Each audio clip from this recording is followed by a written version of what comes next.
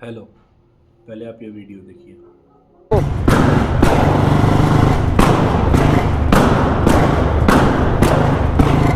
देख लिया?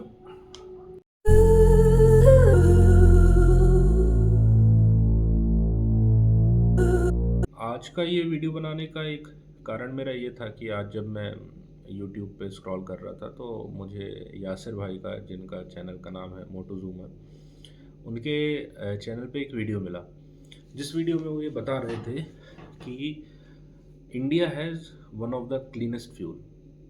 अब उनके इस स्टेटमेंट की वजह से उनके कमेंट में बहुत सारी बातें शुरू हो गई, जो कुछ अच्छी भी थी और कुछ ख़राब भी थी। अच्छा, इसके बाद उन्होंने इस चीज़ को एक्सप्लेन करने की कोशिश करी और अपने कमेंट सेक्शन में और अपने अन्य वीडियो के द्वारा भी ये चीज़ क्लैरिफाई करने की कोशिश करी कि वो क्या बताना चाह रहे थे। अब हमेशा से ये देखा गया है कि किसी भी पॉइंट को लेकर के अगर कोई एक डिस्कशन स्टार्ट हो गया, खासकर अगर आपके कमेंट बॉक्स में, तो उसकी कोई गारंटी नहीं है कि आप कितना भी क्लैरिफिकेशन दे दें वो क्लियर होने वाला है कि नहीं होने वाला है। अच्छा, मैं भी डाउटफुल था उनके द्वारा जो इन्फॉर्मेशन दी गई थी और जो सारे कमेंट्स मैंने पढ़े उसके बाद। तो फिर मैंने अपना खुद का रिसर्च किया और उस रिसर्च में कुछ चीज़ें मुझे पता चली।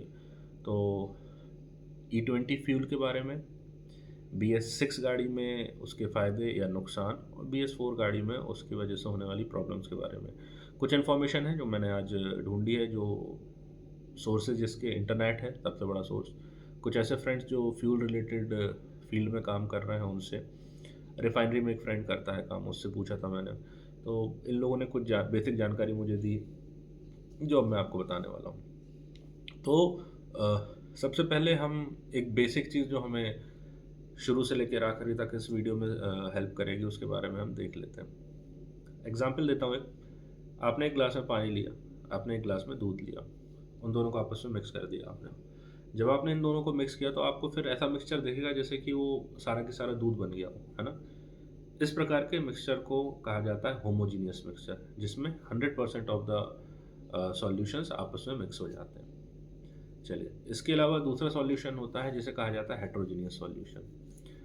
अब क्या होता है, जैसे आपने पानी लिया और पानी में आपने फॉर एग्जांपल चूने जैसी कोई चीज़ को मिलाया, तो पानी तो सफ़ेद हो जाएगा लेकिन उसके बाद उसमें चूने के कुछ पार्टिकल्स या इम्प्योरिटीज़ के पार्टिकल रह जाएंगे। इस प्रकार के मिक्सचर को कहा जाता है हेट्रोजीनियस मिक्सचर। दैट मीन्स दोनों चीज़ें आपस में 100% मिली नहीं है। वैसा ही हमारे फ्यूल का कंसेप्ट है। फ्यूल के कंसेप्ट में बेसिक चीज़ ये है कि जो हमारी आज के समय गाड़ियों में या पेट्रोल पंप्स पे जो फ्यूल मिल रहा है, जिसे E20 फ्यूल कहा जाता है, और हर किसी बाइक में आप देखेंगे अभी कि पेट्रोल टैंक के आसपास छोटे से में लिखा रहता है E20। दैट मीन्स इसमें E20 ब्लेंड का फ्यूल डलेगा। अब E20 फ्यूल होता क्या है? देखिए, 80% ऑफ पेट्रोल, 20% ऑफ इथेनॉल, जब इसे मिक्स किया जाता है तो ये E20 फ्यूल बनता है, जो कि आपकी बाइक्स में डल रहा है। अब इन्हें मिक्स करने की ज़रूरत क्या होती है? जो फ्यूल रहता है वो ऑक्टेन के हिसाब से उसकी क्वालिटी डिटरमाइन की जाती है। ठीक है? अब ऑक्टेन का मेजरिंग यूनिट जो होता है वो होता है रॉन, दैट इज RON। अब RON क्या कहलाता? RON is the short form of research octane number, जो कि इथेनॉल के जब हम बात करें तो 108.5 रॉन होता है, 108.5 रॉन होता है। वहीं पेट्रोल का जो ऑक्टेन रहता है दैट इज 91 ऑक्टेन। ठीक है, आपने देखा होगा फ्यूल स्टेशन पे 95 ऑक्टेन का भी फ्यूल रहता है। अब जब ये इथेनॉल को, जिसका ऑक्टेन 108 है, पेट्रोल के साथ इसे मिक्स किया जाता है 20:80 के रेशियो में, तो पेट्रोल का जो ऑक्टेन है 91 ऑक्टेन पेट्रोल है, जो उसका जो ऑक्टेन है चेंज होकर 95 हो जाता है जब उसमें 20% इथेनॉल मिलाया जाता है। अब इस प्रकार के कॉम्बिनेशन ऑफ फ्यूल्स अलग अलग जगहों पे यूज़ होते हैं, जैसे रेस कार्स में, ट्रैक व्हीकल्स में, बाइक्स में, फार्मूला वन वगैरह में। तो इनमें जो फ्यूल रहता है, जो यूज़ होता है, उसका रेंज अलग अलग रहता है, जो कि E15 से लेके E85 तक यूज़ होता है, डिपेंडिंग ऑन द परफॉर्मेंस। अब परफॉर्मेंस में इससे फ़र्क क्या आता है?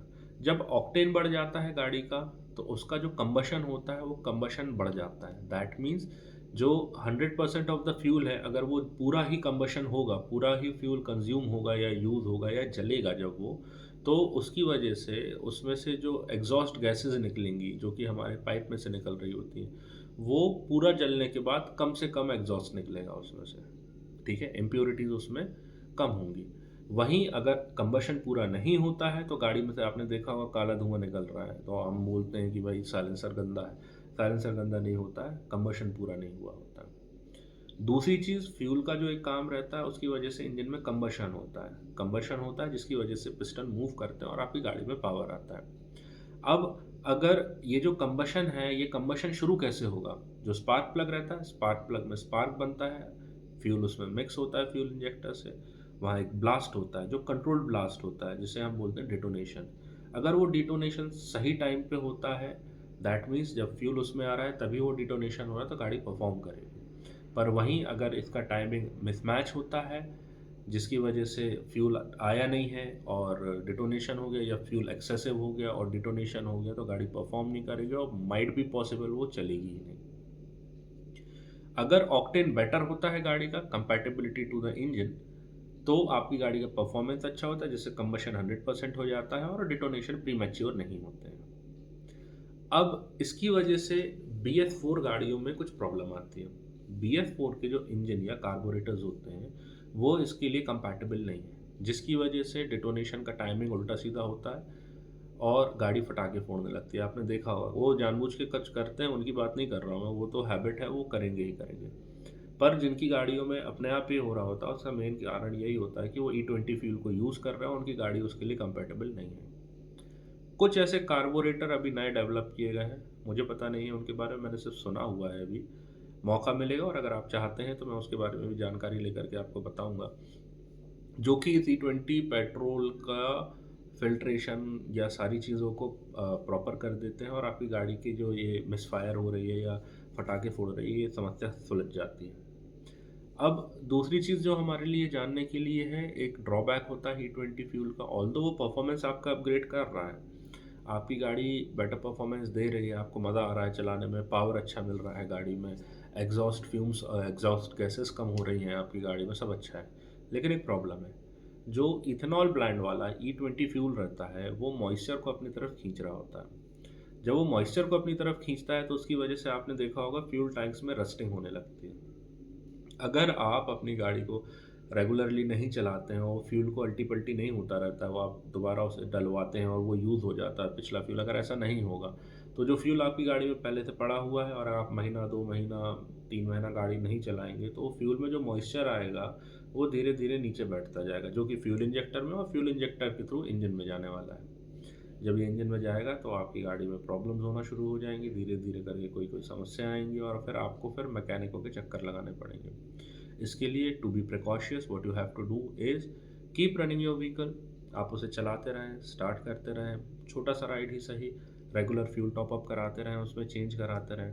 पर अगर आपकी ऐसी कोई मजबूरी है जहाँ पे 2 4 6 महीने आप गाड़ी नहीं चलाने वाले और आपको कंफर्म है कि बिल्कुल नहीं चला पाएंगे, कोई खास मित्र है उसे दे दीजिए, वो चलाता रहेगा। और ये भी पॉसिबिलिटी नहीं है तो कोशिश ये करें फ्यूल टैंक को ड्रेन कर लें अपना, या ड्रेन नहीं कर पाएँ आप तो गाड़ी को यूज़ करने से पहले एक बार एक मैकेनिक के पास पे या अपने सर्विस सेंटर पे ले जाएँ और वहाँ पे जाके उस गाड़ी को चेक करवा लें कि कहीं उसमें मॉइस्चर तो नहीं बैठा है।